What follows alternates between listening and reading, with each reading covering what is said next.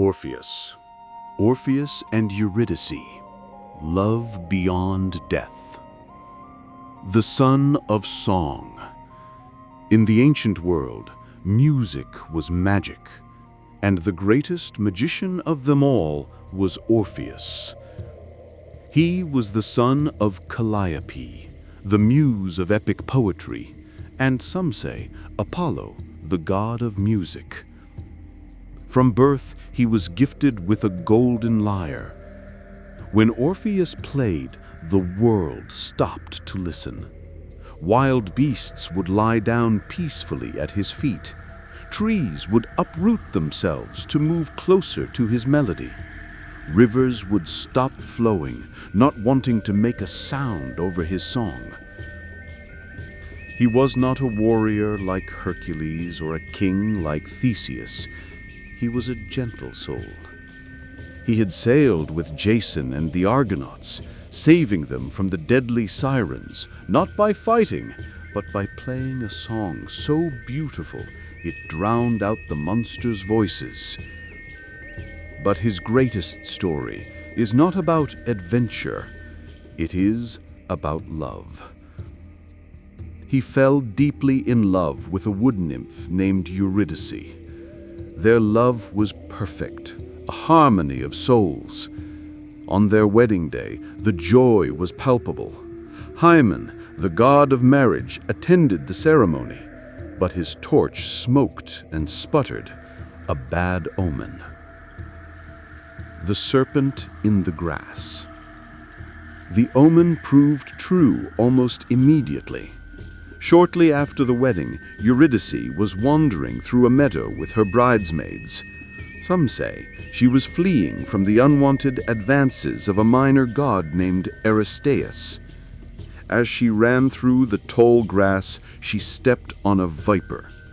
The snake bit her heel. The poison acted instantly. Before Orpheus could even reach her, his beautiful bride was dead. Orpheus found her body cold and pale. His grief was a sound that shattered the hearts of everyone who heard it. He sang his sorrow to the mountains, and the rocks wept. He sang to the trees, and their leaves turned brown and fell. But Orpheus refused to accept the finality of death. If his music could charm the living, perhaps it could charm the dead. He resolved to do what no mortal had ever done. He would descend into the underworld and bring her back. The Descent. Orpheus traveled to the cave at Tainarum, the entrance to the realm of Hades. He climbed down into the darkness, armed only with his lyre. At the banks of the river Styx, Charon the ferryman refused to take a living man across. Orpheus did not argue. He played a song so mournful and sweet that Charon, for the first time in eternity, wept. The ferryman silently rowed him across. At the gates of hell, Cerberus, the monstrous three-headed dog, growled and barred the way. Orpheus strummed his lyre. The beast's savage eyes softened, its head lowered to its paws, and it fell into a peaceful sleep. Orpheus walked through the asphodel meadows, past the wandering ghosts, until he stood before the iron throne of the king and queen of the dead, Hades and Persephone. The plea to Hades. The underworld is a place of silence and judgment, but Orpheus broke that silence. He sang his plea. He sang of his love for Eurydice. He sang of the unfairness of her untimely death. He reminded Hades and Persephone of their own love story, how Hades had stolen Persephone because he could not live without her. "He do not ask for immortality," Orpheus sang. "I only ask for a loan. Let her return to the light for a few more years. You will have her in the end, for all mortals belong to you. But grant us this brief time." The effect was unprecedented. The wheel of Ixion stopped spinning. Sisyphus sat on his rock to listen. The Furies, goddesses of vengeance, were moved to tears. Even the cold heart of Hades melted. The king of the dead granted the request. "You may take Eurydice back," Hades said, "but there is one condition." "You will follow behind you," Hades warned. "You must walk out of the underworld and back into the light. But until you have both stepped fully into the sun, you must not look back. If you look at her before you are safe, she will return to me forever." Orpheus agreed. He turned and began the long, steep climb up the dark path. He could not hear her footsteps. She was a shade, a ghost.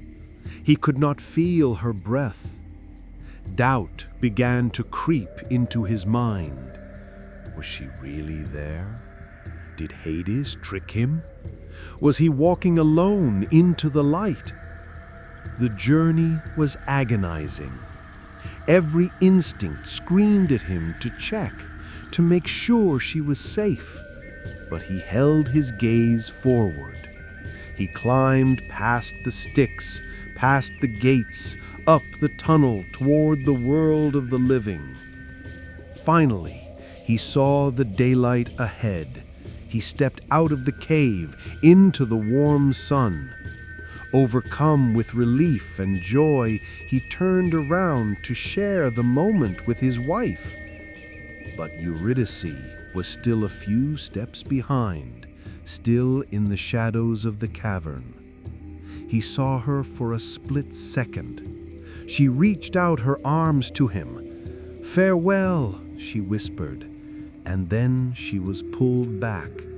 Like smoke in the wind, she vanished into the darkness. Orpheus tried to run back down, but this time the gates were barred. Charon would not row him across. He had looked back too soon. He had lost her twice. The death of the bard. Orpheus returned to the world, but he was a broken man.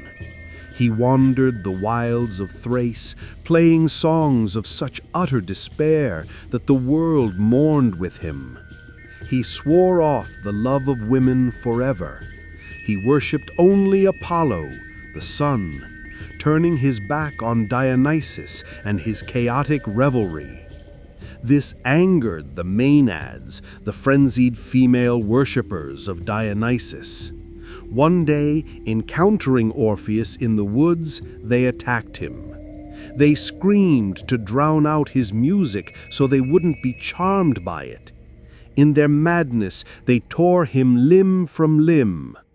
They threw his head and his lyre into the river Hebrus. Even in death, his severed head continued to sing as it floated down to the sea. "Eurydice! Eurydice!" The Muses gathered his limbs and buried them, but his soul descended to the underworld once last time. There he found her. In the Elysian fields, Orpheus and Eurydice walk together now. Sometimes he leads, sometimes she leads, and sometimes he looks back at her and she is there forever.